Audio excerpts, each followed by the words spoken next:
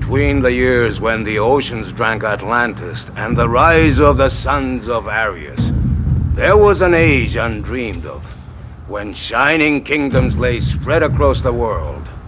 Hither came Conan, the Cimmerian, sword in hand. It is I, his chronicler, who knows well his saga. Now let me tell you of the days of high adventure.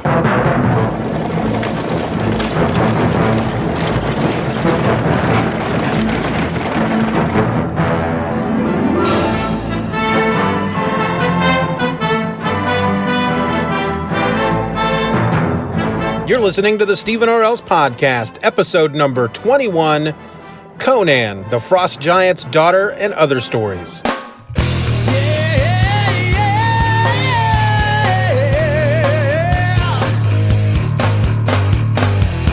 Hello and welcome to another episode of the Steeven Orr podcast, the only show that thinks Crom is some kind of weird Cimmerian cheese.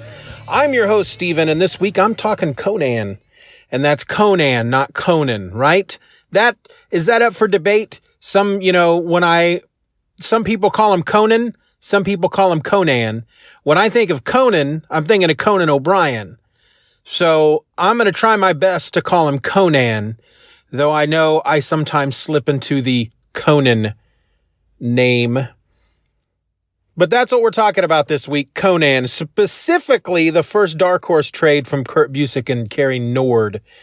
But first I want to talk about something. I want to tell you about something exciting we got coming up for the show.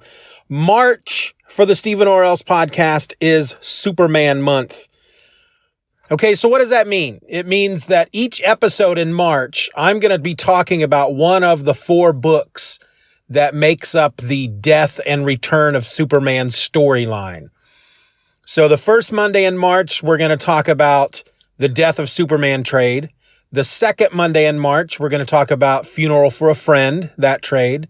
The third Monday in March will be the Reign of Supermen trade. And then the final Monday in March is going to be the Return of Superman trade. So all 4 weeks, all 4 episodes about Superman. And I invite you all to join in to these discussions. And so basically, I tend to record these episodes the Thursday, at the earliest, the Thursday before the Monday they go out. So that week before, I think it's Monday the 4th. So that Thursday, I don't know what the date is off the top of my head, but here's what we'll do. We'll give you till the end of the day, February the 26th, to get me to read that first trade, The Death of Superman, and then send me your thoughts. You can email them to me at stevenorelse@gmail.com. You can throw, if you want to put like 5 minutes together of an audio clip and send that to me, you can do that as well at stevenorelse.com. And then we'll be doing that each week. So each Thursday before the Monday episode, I need you to have that stuff into me, I guess I should say. So yeah, starting out all great, aren't we? Okay, so we're even going to, I'm thinking about even the Nerd Quest episode that comes out in March, even though there's really no way to make that a Superman themed episode. The girls don't know this yet, but I thought it would be fun if the day we do our Nerd Quest, before we go, we sit down and we watch the Death of Superman DVD that just recently came out on DVD. I think Palin would be really into that. Rana may not be, but I think she would watch it for the episode, so then we could go to the library, get into another one of those study rooms, and then talk about, maybe spend 15 minutes talking about that movie before we go on and do our other Nerd Quest stuff.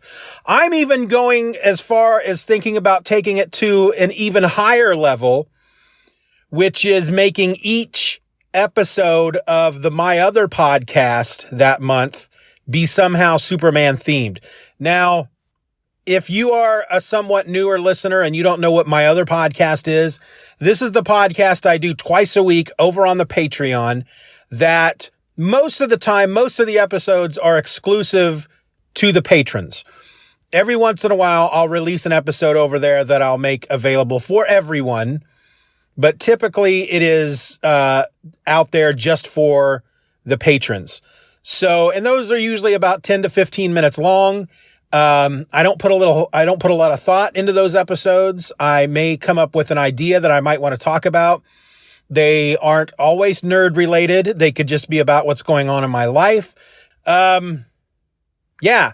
And so I thought maybe I could somehow make each one of those episodes Superman themed. That's not going to be easy. I mean, I'll be honest with you. It's not going to be an easy thing to do because, first of all, you get 2 episodes a week. So that's 8 episodes. And like I said, the thing about my other podcast is that there just isn't really a lot of planning that goes along with that show. I don't do any research. I don't take any notes. I just sit down and start recording. But if I want to do this for March, I'm going to have to break out my Superman encyclopedia if I'm going to be ready.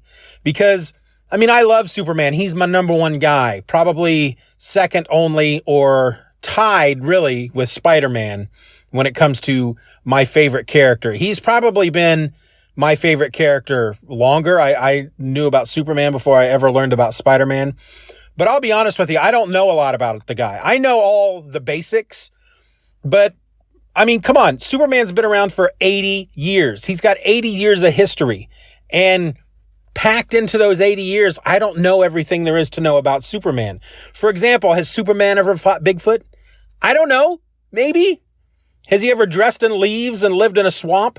No idea. Has Superman ever turned into the Wolfman?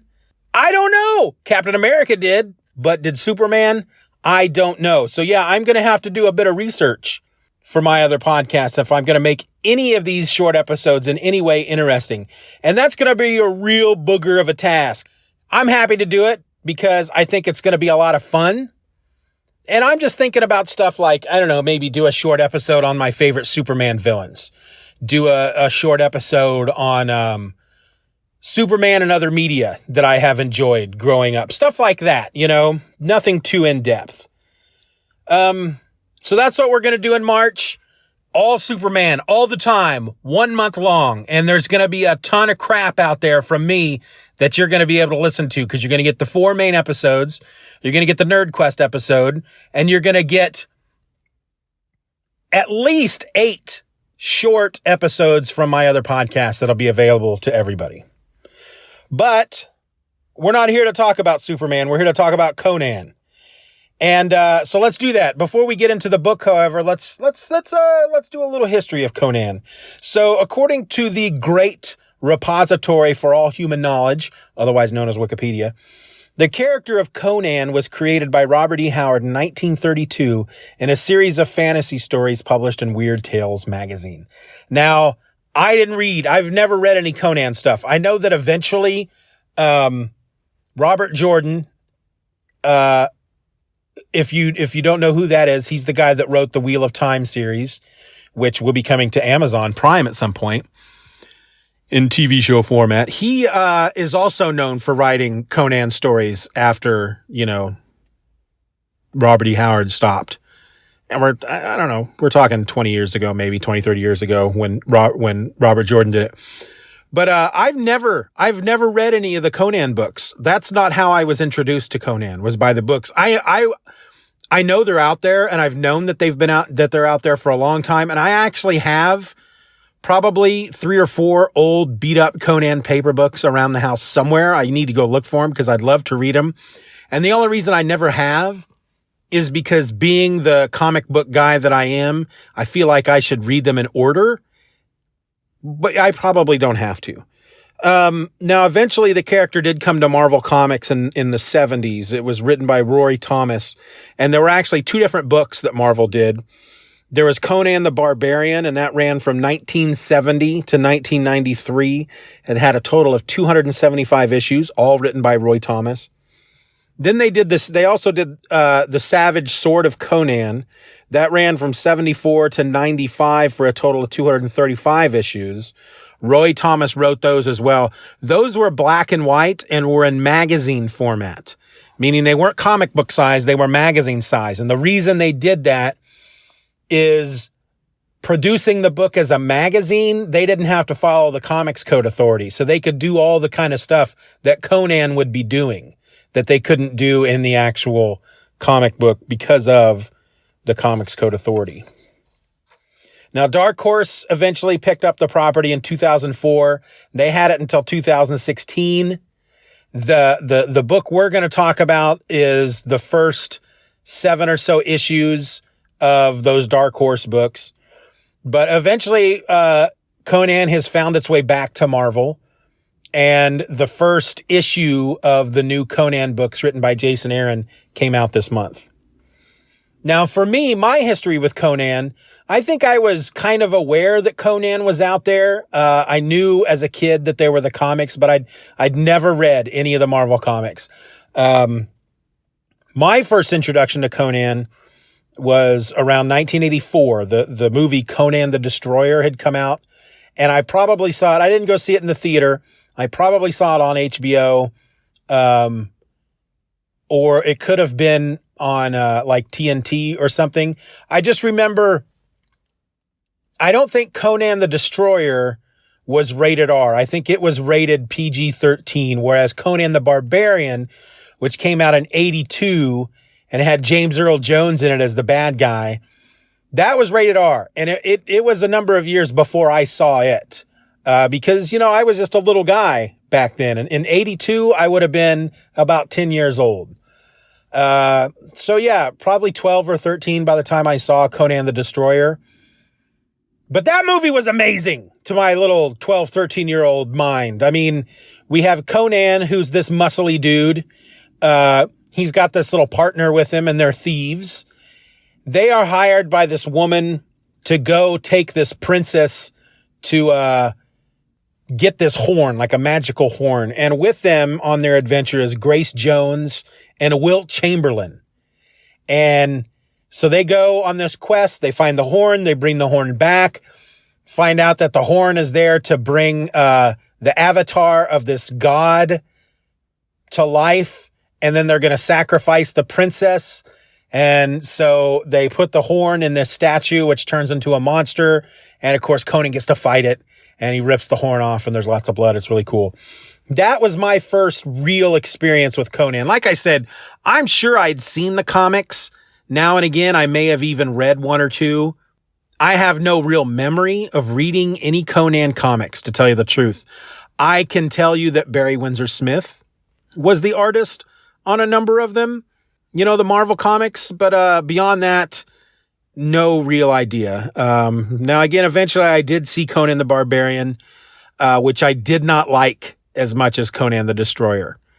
And then, of course, there was a Conan reboot a few years back, and I want to say Jason Momoa played Conan. I don't remember anything about that movie. I remember liking it, but beyond that, I don't remember much about it. But that's my really my history with Conan. Eventually, when the Dark Horse books started coming out, I think I had read one or two of them. But when I read this trade recently, it was apparent to me relatively quick that I didn't get that far. I think I just read 2. I didn't really get that far into it.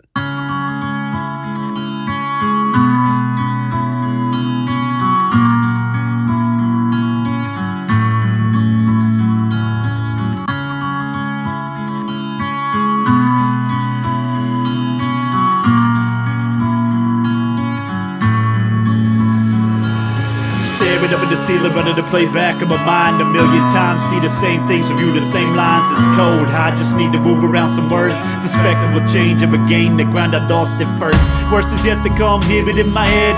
Lately in the morning, I don't really wanna get out of bed. Instead, I'd rather let it all fade away. Let my friends all leave. Better if they don't stay, okay.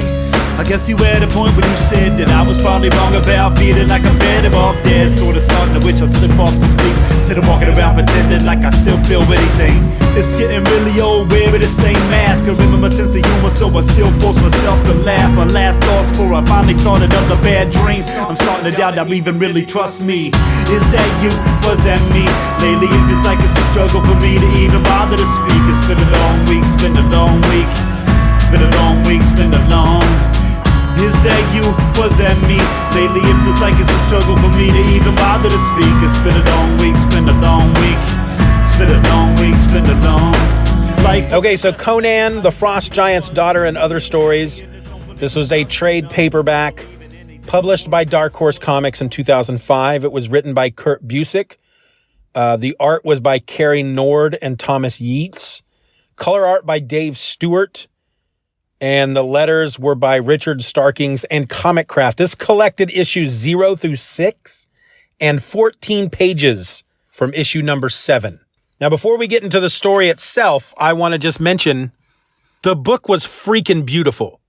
It is a gorgeous looking book. The art, I mean, first of all, Dave Stewart is just an incredible colorist. He knows how to color a freaking book. And that's an art form unto itself that I'm never going to understand. He was actually the one. Okay, so from what I understand, I remember at the time reading about the book and reading about the fact that when the art was done, they basically colored Cary Nord's pencils. There was no real inking done.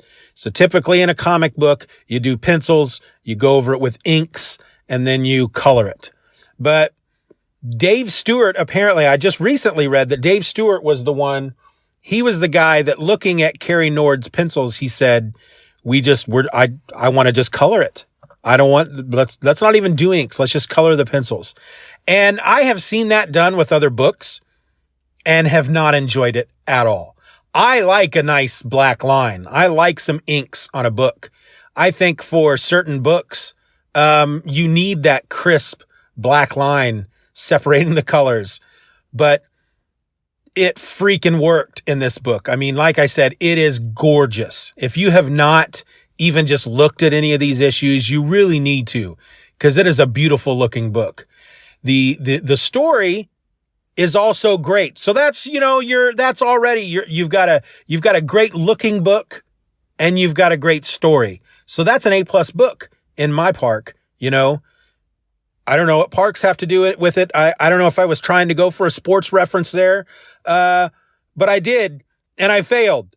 Anyway, I think the only nitpick I would have with the book, and I remember when I read the first issue or two back then, the narration. There are narration boxes that go along with it, narration boxes, and the typeset. The font used in those narration boxes look like typewriter letters, done from a typewriter.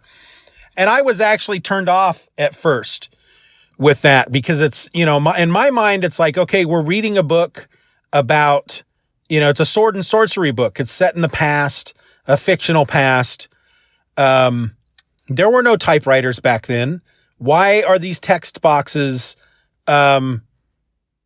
why does it look like I'm reading a yellowed page that has been typed? And eventually it kind of hit me. Well, that's because, I can only assume that the idea was that they were wanting us to, connect that with Robert E. Howard's books. Like we were reading his original drafts and then seeing it all come to life on the page. That's the only possible outcome I could come up with in regard to that choice of font. And once that hit me, I had no problem with it after that. But so the book opens up actually in the future. It's still in the past, but it's Conan's future. And I'm not gonna use a lot of the names from the books because honestly, I'm not 100% how to pronounce them, and I've forgotten most of them as it is. But you've got this prince whose father apparently runs the biggest empire in the world. They're the guys that now run things in the world.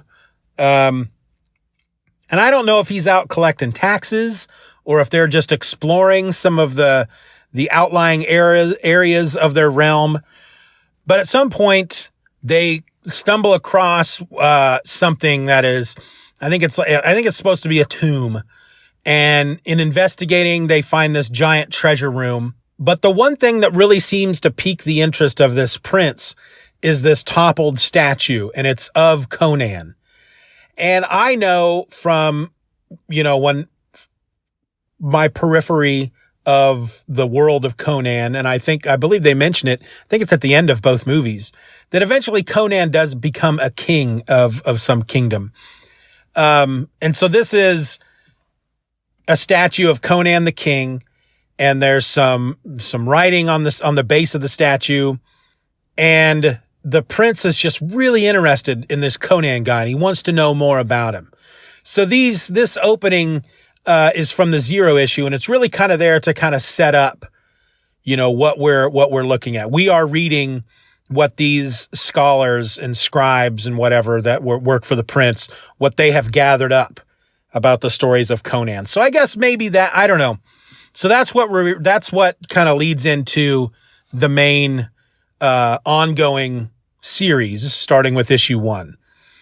So with issue 1, when we get into the actual series, you've got Conan.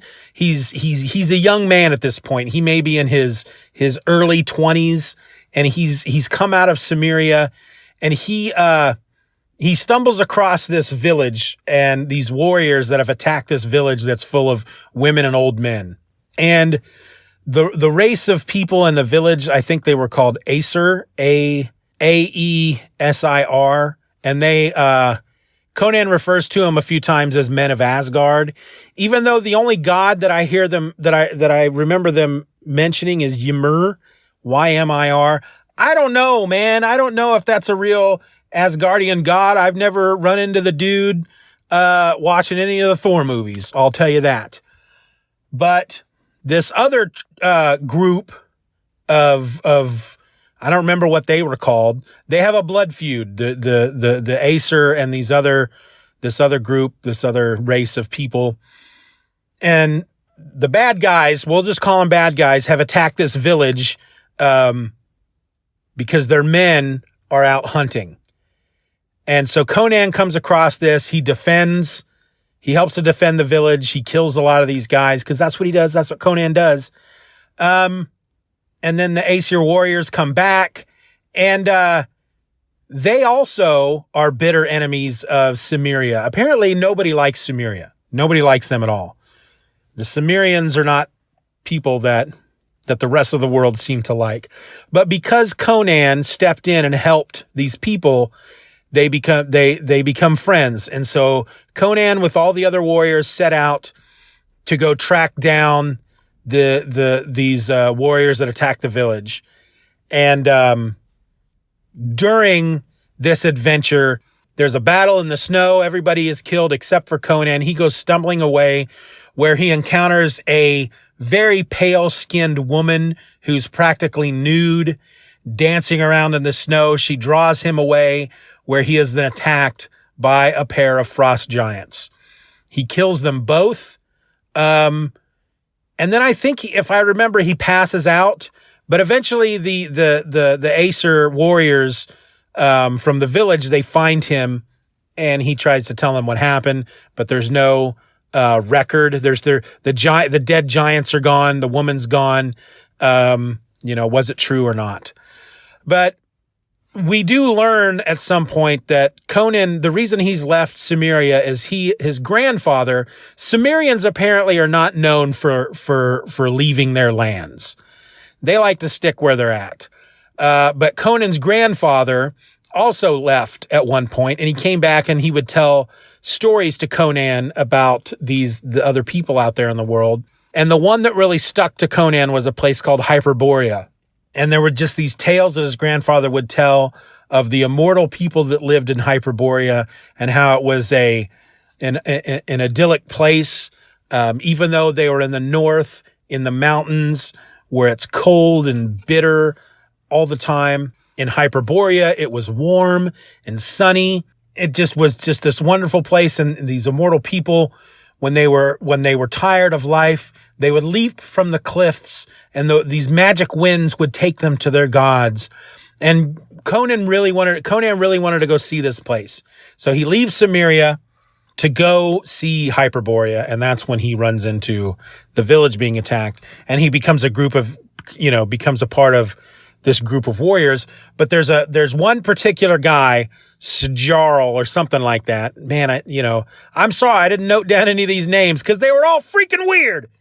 But when Conan first encounters this village, what he actually encounters is a woman and her baby, and this warrior is about to kill them, and Conan steps in and just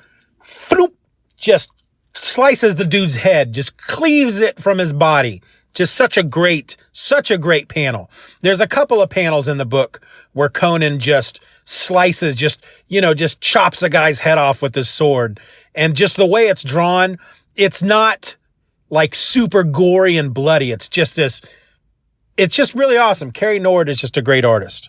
But anyway, the woman that he saves, of course, she kind of, hey, you're a big strapping muscly man who saved my life. You now have my eye. But there's a guy in the village, one of the warriors, who kind of likes her. And so now he's all upset.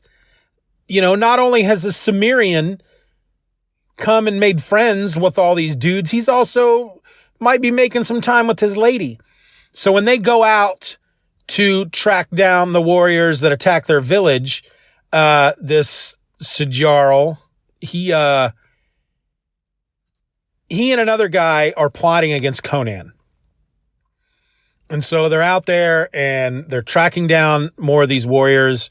And there's the big final battle between Conan and his guys and the other warriors, when suddenly these giants, and by giants, they're probably like 10, 12 feet high, but they're these big, pale looking dudes. And at first I thought they were frost giants. They all come in and they start attacking. And Conan and his boys, they can't fight them off. And so they make a deal with the other guys, let's team up together, give us our weapons back, and we'll fight alongside you, because this is the bigger threat. So they let them go, they get their weapons back. In the meantime, Sjarl, he and his buddy, they leave, and they were trying to lure Conan away at one point. They're saying, after the battle, we need to go. We'll go with you to Hyperborea. And you find out that Sjarl has made a deal with some other group to bring Conan to them so they can capture him as a slave. Well, when these giants rush in, Sjarl's up there on this rock with his buddy watching this happen, and he's like, oh no, they're early. They decided not to wait. So whoever these guys are, these are the guys that they made a deal with. Well, in the meantime, Conan's down there and he's with the leader of the other group, and the leader says, look, I have an idea of how to get us out of this. If we can just take 2 or 3 people and get them around to the other side of this battle and put them on high ground, they can attack from that side, and that will help us defeat these guys. And Conan's like, I'm on it. And he takes off, and he sees Sjarl and his buddy up on this rock. And he's like, that's it. That's where we got to be. There's 2 guys, me, that's 3. Let's do this. He climbs up on the rock and he's telling Sjarl the plan. And Sjarl's like, you know what? Nope.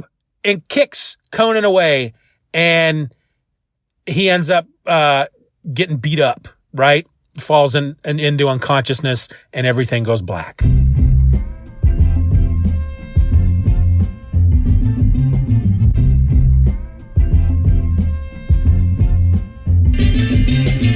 Challenge your audience to change the game a couple times. Flip the script to otherwise it is wasting the rhymes. I mean it's true, I got the level maxed out, running around flipping out an audience that fools now. And maybe you wanna step up with some magic cards, or maybe you wanna join me next week holding placards, or maybe you think that you can see me in some Mario 3, or maybe you wanna join me for book club feminist readings. My politics a little past left, think I'm the only anarcho-socialist and nerdcore, yes. But anyway, call me out whoever you can, man. Between the rounds of Mortal Kombat, I read it in my Goldman, but not trying to be labeled an extremist. Ask Jesse dangerously, I'm the once and future meanest. Evolution is growth, seeking intelligence and sees it, and you're left with a mind if I'm a -3. Challenge your audience. That's the job, no way to give it up or pass it on to last at all. Challenge your audience. Hit these tunes so you don't suffer obscurity and fade real soon. Straight true. Challenge your audience. Prime directive if you're trying to connect with peeps and find perspective in the scene. Challenge your audience. That's the job, no way to give it up or pass it on. People don't really get upset on the internet whenever I post on my music page about political ideals, but I can't do things like, make fun of the fact that Guile has the same tattoo on both arms. So when Conan wakes up, we learn that he's in Hyperborea. These large, giant men are basically creatures made through sorcery by the Hyperboreans, and that's who Sajarl had to deal with.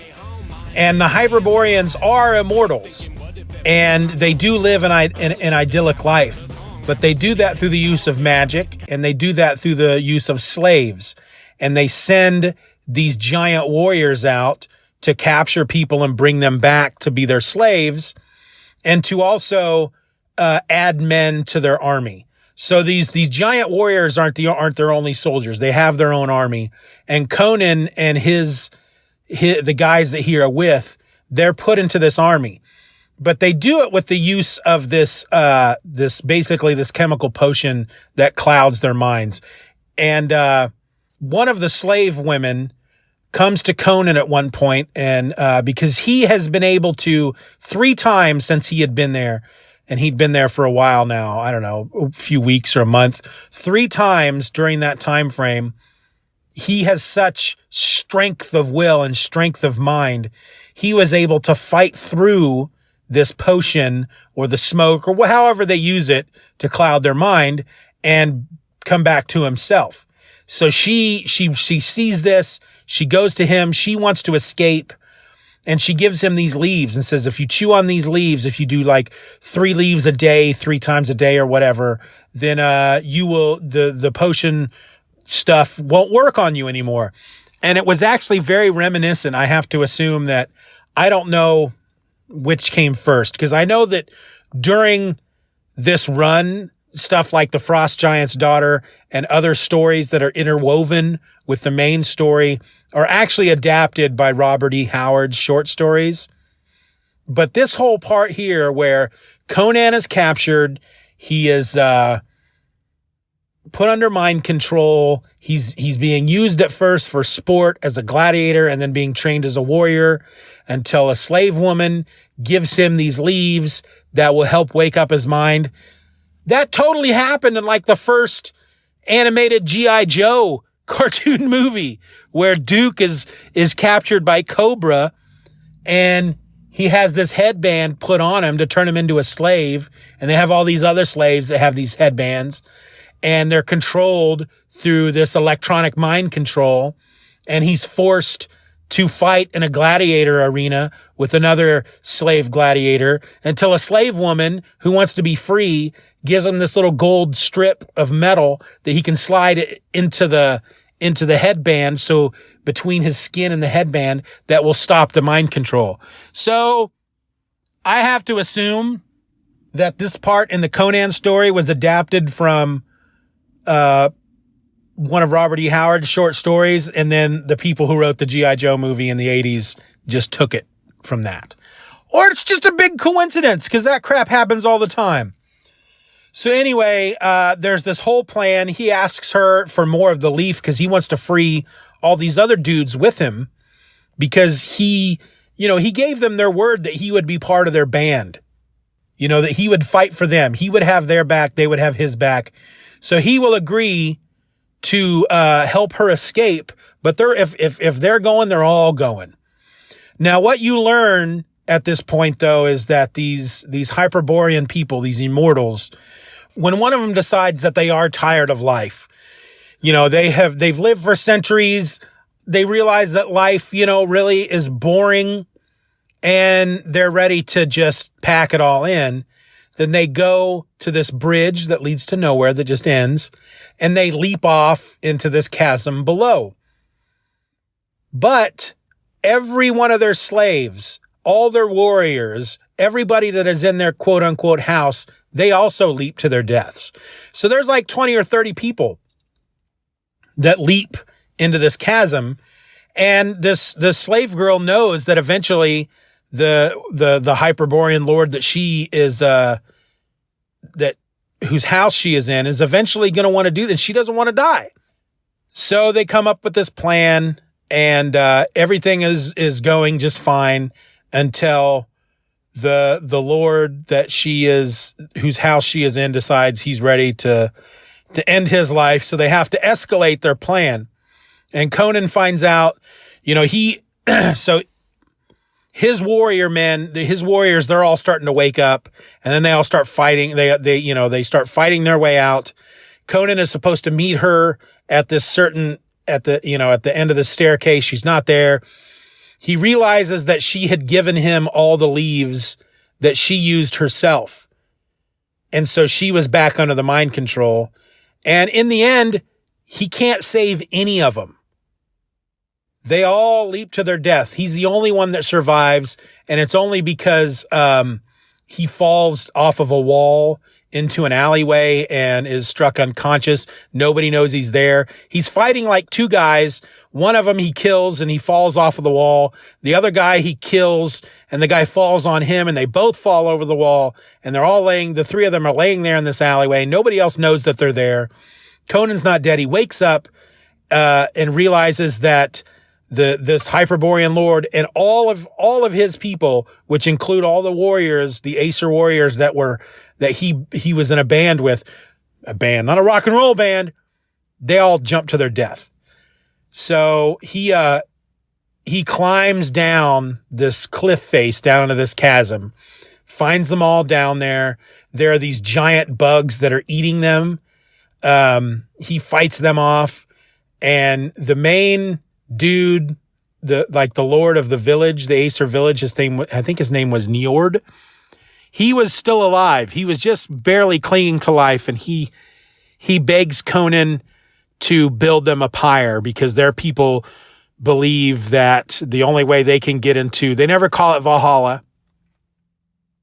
I think they call it the eternal land. I don't remember, but the only way that they can get there is through fire. So when they're dead, they're put on a pyre, and then the smoke rising into the sky is their souls being delivered to heaven, basically. And so Conan does that, and then Conan leaves, and now all he wants to do is find Sajarl and his buddy and end their life for everything that happened. And he tracks them to a village in Numidia or somewhere like that. Again, I can't remember a lot of these names. Finds them in this village, and man, he kills them both quickly, but very brutally and violently. It's not shown, the book itself is not graphic, really. There's blood in it, but it's not over the top graphic. And but like one of the dudes, he's standing over him with his sword and he's going to stab him. And the guy's yelling, no, no. And he just stabs him right in the mouth and, right through the back of the head, through his mouth. And, that's how the book, now he's done what he set out to do. He left Cimmeria to go to Hyperborea. He ends up in Hyperborea, realizes it's not obviously what he was told it was. The two men that betrayed him and his friends to get him there, he tracks them down, exacts his revenge, and now he's done. But he doesn't want to go back to Cimmeria. He's going to stay out and he's going to travel. And I think that must be because it said it collected books 0 through 6 and then like the 14 pages from book 7. So I'm assuming the rest of issue 7 is him setting out to start his next adventure. And I'm hoping that Trade 2 has the rest of that issue. I would assume it would have to. So, but yeah. So that was Frost Giant's Daughter and Other Stories. A+. I don't really do grades for books, but it was a heck of a lot of fun. It was a lot of fun. It was beautiful. It was a great story. It was a real page turner. And I'm definitely going to keep reading the rest of these Dark Horse books because I'm really looking forward to what's coming out from Marvel. I'm hearing really great things. There's going to be 3 different Conan series coming out from Marvel, one which just launched here in January, one that launches in February, and one that launches in March. And so far, what I've heard of this first book, this first issue, it's supposed to be really, really good. And I haven't read a lot from Jason Aaron, but everything that I've read from Jason Aaron, I've enjoyed. And he seems to, based on some of the stuff I've read, he seems to have a great love for the character. And it sounds like he's the right guy for the job. So once the first trade of those books are out, I'm definitely going to hopefully be able to pick that up through Hoopla, or they'll have a copy of it at the library, because as you all know, say it with me, I'm a low-rent fanboy. I got my tinfoil hat, I got my skill 12 inches, got my people behind me and beside me and within me, got a big stack of books and a slightly off-kilter grin. Think I'm going away again. I got my tinfoil hat, got my skill 12 inches, got my people behind me and beside me and within me, got a big stack of books and a slightly off-kilter grin. I think I'm going away again. Woke up again today, snowed in, it's a whiteout. Got nothing better to do, so let's start the psych out. I'm digging a big hole and throwing everybody in it, and I wasn't in the game, but you can go ahead and finish. Permafrost permeate your perpetual lost state. Be called a bad influence in a lost case, a real sore loser, real deep dude that can't maneuver. Who you preach the truth for? Cause I don't know anymore. The situations I saw, looking out for you, staring to the high beams, I see the future blues. Spend all this time scared of the Reds, only to realize that they just scared in ashes on the deathbed. I don't know what I said, it doesn't even really matter. Leading to my illusions, you still got your disasters. Think I'm going away again. Think I'm going away again. I got my tinfoil hat. I want to thank everybody for listening to the Steeven Orr podcast. If you have any questions, if you have any comments, anything you want to say, you can email that to stevenorelse@gmail.com, or just go to the website at stevenorelse.com and leave a comment to the episode. If you feel inclined to throw a little support my way, there are a number of ways you can do that. You can become my patron over at the Patreon. And for as little as $1 a month, you're going to get my other podcast, 2 episodes every week, jam-packed with, I don't know, stuff that you might enjoy. If you're on the fence about that, just wait till March. You'll hear. Go over to the Patreon, though. There are a couple of episodes that I do, a couple of episodes a month I just make available to everybody. So just, go give it a try. Patreon.com/Steeven R. Orr. And you'll find some episodes of my other podcasts that you can listen to right there on the website. And that'll help you decide if that's something you want to do.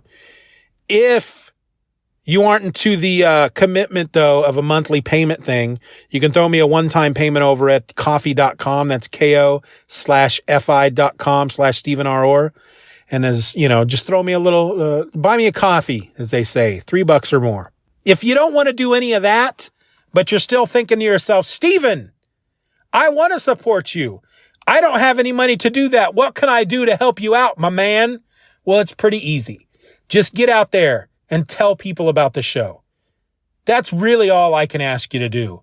I can let you know that if you want to support me monetarily, here are some ways that you can do that. But what I'm asking you to do is to just go out there and spread the word. Spread the word, Thunderbird. Get out there on Twitter, on Google Plus, if that's still a thing. What else is out there? That Instagram thing, the YouTube, whatever. Just go out there and tell people about the show. If you like it, then recommend it. If you tell them, they will come. Another movie with James Earl Jones, which I've only seen once, and I didn't cry. Though I've cried through many a movie. The theme song for this episode is Worship by Trinity X. You can find it and more songs from the band at atomiczombierecords.bandcamp.com. The rest of the music in this episode comes from Michael Kill. You can find him online at michaelkill.bandcamp.com. That's michaelkhill.bandcamp.com. And of course, all of those links will be in the show notes. So until next week, I'm Steeven, and this has been my podcast, Skadoosh!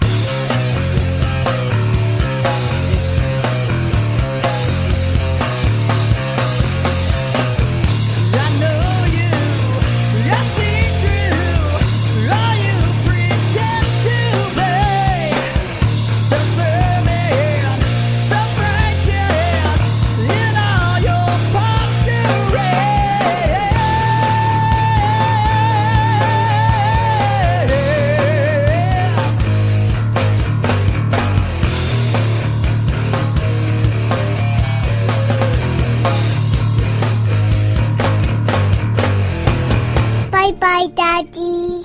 Bye-bye, Daddy. Good job.